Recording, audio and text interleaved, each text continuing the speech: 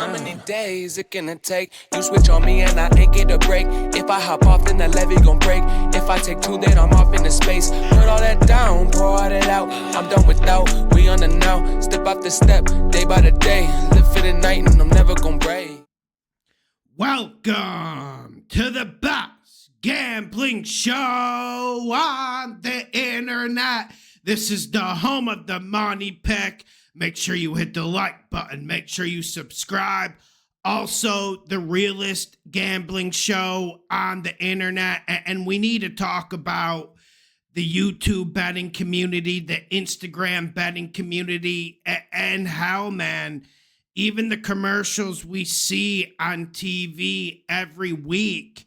And I'm not here to beat my chest. I'm not here for kudos on my back. But one game that summarizes my just pure disgust with everything, with the way things have gone these last 5 years, was the Buccaneers laying 6.5, 6, even 7 on some books against the Denver Broncos. And on the spread video on Tuesday, I told you, Broncos plus 6.5 to cover. Did I want you betting it? No. And here's the thing about it. Everyone was on the Bucs. 94% of the public was on the Bucs. And these same people who say they're sharps, who say they're beating the books, were on the Bucs and telling their people to put it on parlays, to go big on it. And it was just a lack of analysis. It was a lack of foresight. And honestly, man, if you never win a bet with me, which you will win tons of bets for me, the proof is in the pudding over 4.5, 5 years, I do save people from making bad decisions. On the Friday Live call-in show, we had a Bucs fan who sent me information before the game. I told you guys, approach with caution if you're going to bet it, if you're going to throw it on a parlay. And there was injuries, key injuries like Vita Vea, Antoine Winfield, and there was no analysis of this game. One reason why the analysis went bad is because everyone said we were wrong about Fields. You know, when you analyze that Steelers-Broncos game, they didn't analyze the Steelers. They just said, laugh out loud, Broncos suck. And that's a lazy opinion. And they didn't watch the game. And also, public was like 92% on the Broncos that game. And we came in on the back end and took the pot away from Joe Public. And like I said, I'm not beating my chest. Do I bet with the public sometimes? Maybe, sometimes. But also, this year, I have been in transient, and people haven't liked it. They didn't like the Eagles pick. They didn't like the Steelers pick. But I was confident about that Steelers one, and it was a borderline college fund bet. And I got on here, and I told you. And I'm just kind of sick of people saying they're like real bettors and stuff when they have other jobs, when they're accountants or police officers. I'm not taking anything away from the working man, but also the working man isn't trying to sell himself.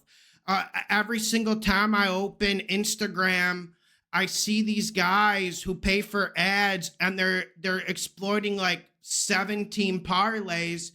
And let's just do some math. Like plus 800 has a 2% chance of hitting. And I'm just so frustrated with all of this. There's no realness in anything anymore. And I kind of want this to go back to what it was before. It's just be illegal. Like my people on Patreon, they're getting tax bills for 10K, 15K from following my bets. And that makes me disgusted because this always used to be an industry,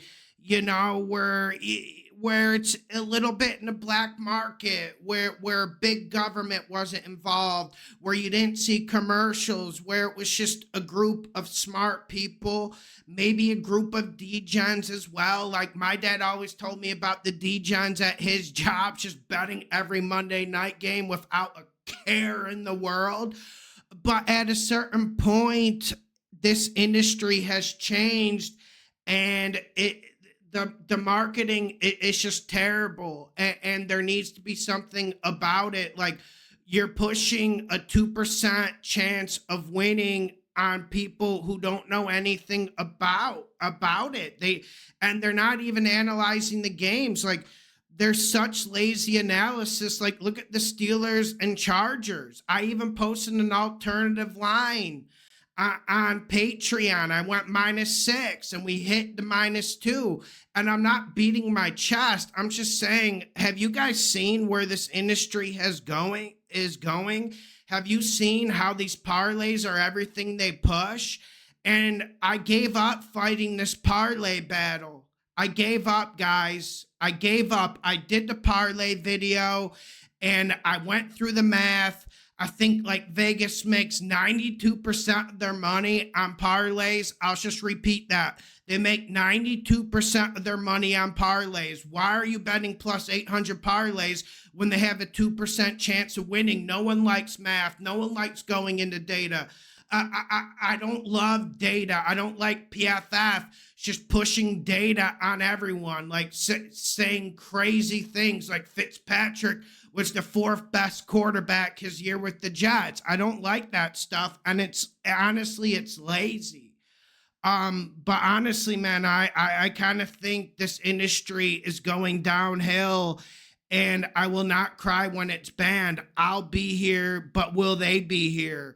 They'll still be paying for ads. They'll still be buying the algorithm. We'll be here. And you guys came through big for me this week. We were completely throttled on YouTube. And, you know, it happened before we had our biggest week and completely shake the books clean. Let's get this money. Hit the like button. Share the videos.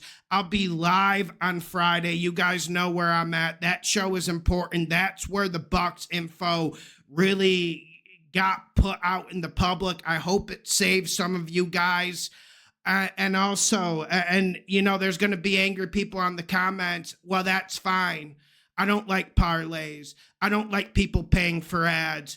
I don't like seeing guys who lose fucking 20 bets paying for ads and confusing the space while real people who just depend on it. My whole life is this. Like, I'm not going to get a regular job, and simply I can't. Let's get this money. Hope you're doing good. I'll be live. I'm not live on Tuesday, but, you know, the spread video's coming out, and let's get this money.